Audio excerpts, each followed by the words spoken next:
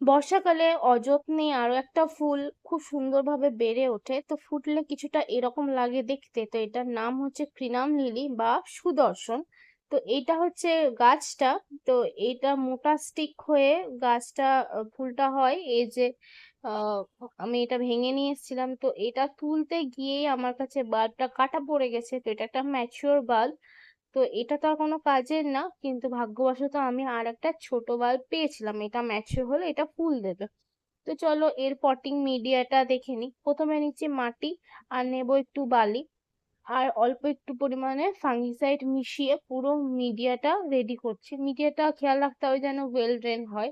এখানে 7 ইঞ্চির পট নিচ্ছে আপাতত, দিয়ে খোলামকুচি দিয়ে ড্রেনেজ হোলগুলো বন্ধ করে দিয়ে ওপর থেকে বেশি করে মাটি দেবো, কারণ বাল্বটা ওপরের দিকে লাগাবো। এবার দিচ্ছি একটু ফাঙ্গিসাইডটা বাল্বে ভালো করে মাখিয়ে বসাবো, আর ওপর থেকে একটু মাটি দিয়ে পুরোটা কভার করব।